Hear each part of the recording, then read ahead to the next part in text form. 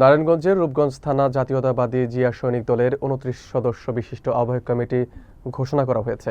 কমিটিতে মোহাম্মদ সানাউল্লাহকে আহ্বায়ক ও মোহাম্মদ আফজালকে সদস্য সচিব হিসেবে দায়িত্ব দেওয়া হয়। বিস্তারিত থাকছে এইচএস মুন্না খানের প্রতিবেদনে।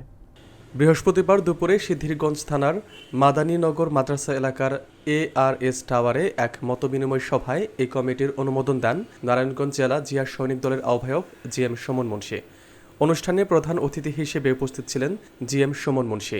বিশেষ অতিথি হিসেবে ছিলেন জেলা সদস্য সচিব শফিকুল ইসলাম, মহানগর জিয়া সৈনিক দলের আহ্বায়ক আলী ইমরান, যুগ্ম সম্পাদক আসাদুজ্জামান মিন্টু, সিদ্ধিরগঞ্জ থানা জিয়া সৈনিক দলের সভাপতি মনির হোসেন, সোনারগাঁও থানা আহ্বায়ক সালাউদ্দিন সহ সাংগঠনিক জাকির সহ স্থানীয় নেতৃবৃন্দ।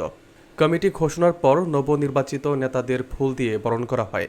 বক্তারা শহীদ রাষ্ট্রপতি জিয়াউর রহমানের আদর্শ অনুসরণ করে রাজনীতি করার আহ্বান জানান এবং অপরাধ ও অন্যায় থেকে দূরে থেকে জাতীয়তাবাদী আদর্শে দেশ গঠনে ভূমিকা রাখার আহ্বান জানান।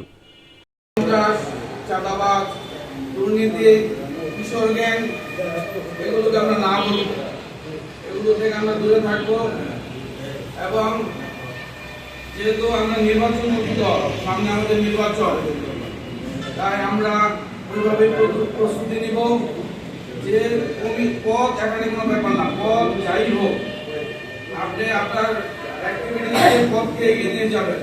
আজকে আপনি এই পদে আছেন, আপনি যদি ভালো কাজ করেন, দলের জন্য কাজ করেন, আপনার পদ কিন্তু কোথায় চলে যাবে আপনি নিজেও জানেন না।